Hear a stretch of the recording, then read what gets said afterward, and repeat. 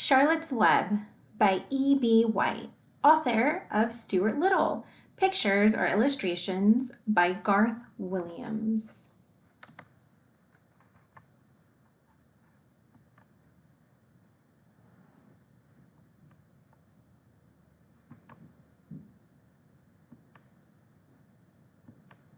Chapter 1. Before Breakfast. "Where's Papa going with that axe?" said Fern to her mother as they were setting the table for breakfast. "Out to the hog house," replied Mrs. Arable. "Some pigs were born last night." "I don't see why he needs an axe," continued Fern, who was only 8. "Well," said her mother, "one of the pigs is a runt. It's very small and weak, and it will never amount to anything. So your father has decided to do away with it." I want to take a quick pause, you guys, because I want to talk about the word runt. She says, "Well," said her mother, "one of the pigs is a runt. It's very small and weak." If we didn't know what runt meant, our context clues, which are synonyms, let us know that they are very small and weak. "Do away with it?" shrieked Fern. "You mean kill it? Just because it's smaller than the others?" Mrs. Arable put down a pitcher of cream on the table.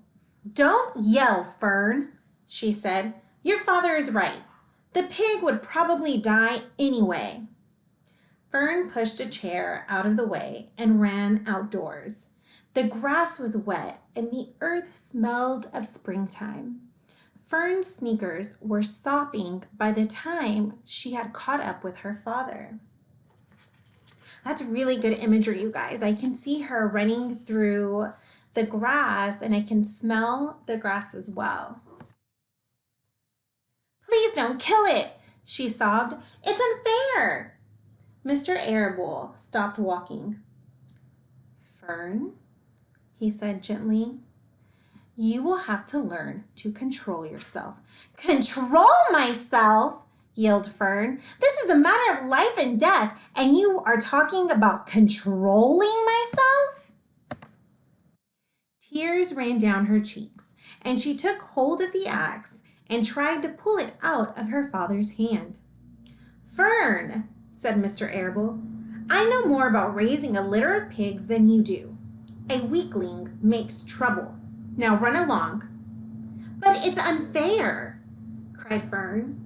"The pig can't help being born small, could it?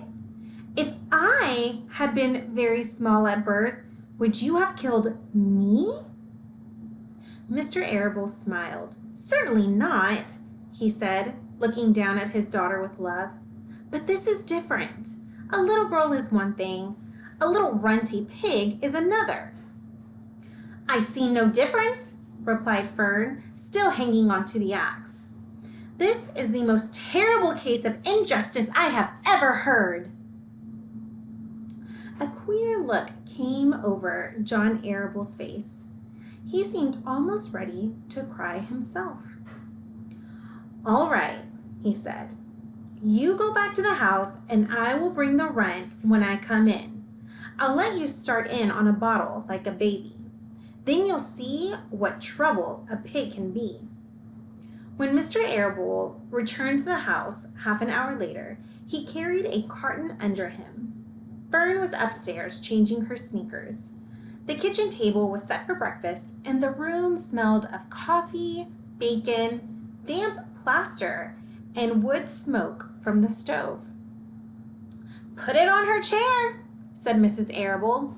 Mr. Arable set the carton down at Fern's place. You guys, I wonder what could be in the carton. Go ahead and pause and stop and jot and write down what you think might be in the carton.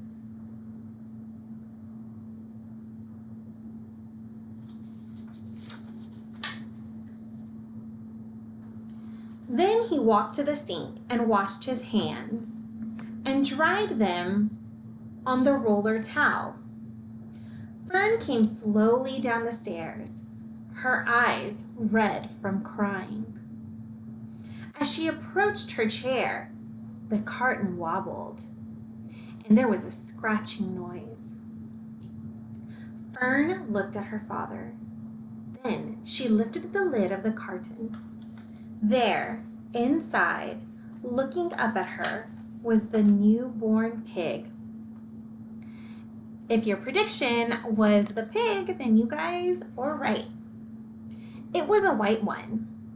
The morning light shone through its ears, turning them pink. "He's yours," said Mr. Arable, "saved from an untimely death. And may the good Lord forgive me for this foolishness."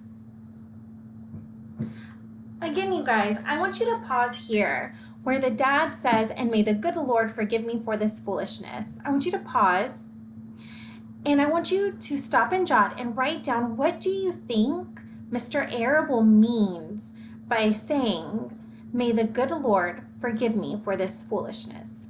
Go ahead and pause and write. Fern couldn't take her eyes off the tiny pig. "Oh," she whispered. "Oh, look at him. He's absolutely perfect." She closed the carton carefully. First, she kissed her father.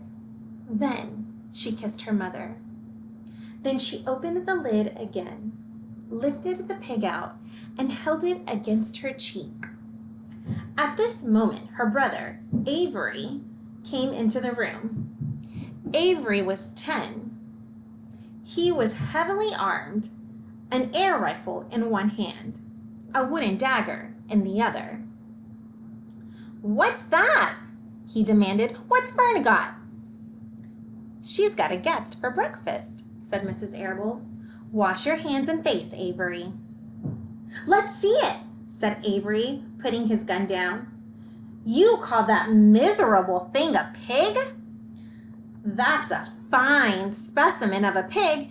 It's no bigger than a white rat." "Wash up and eat your breakfast, Avery," said his mother. "The school bus will be along in half an hour." "Can I have a pig too, Pop?" asked Avery.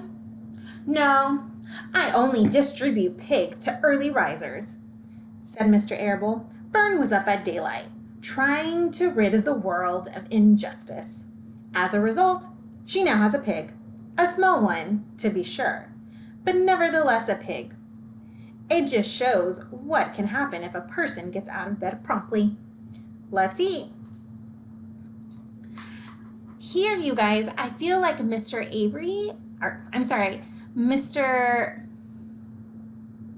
Arable is trying to teach Avery a lesson, telling him that he needs to get out of bed early so he doesn't miss out on things. I'm going to continue. But Fern couldn't eat until her pig had a drink of milk. Mr. Arable found a baby's nursing bottle and a rubber nipple. She poured warm milk into the bottle, fitted the nipple over the top, and handed it to Fern.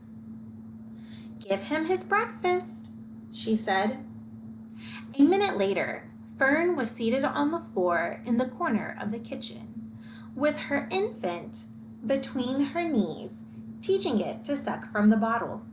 The pig, although tiny, had a good appetite and caught on quickly. The school bus honked from the road. "Run!" commanded Mrs. Arable, taking the pig from Fern and slipping a donut into her hand. Avery grabbed his gun and another donut. The children ran out of the road and climbed into the bus. Fern took no notice of the others on the bus.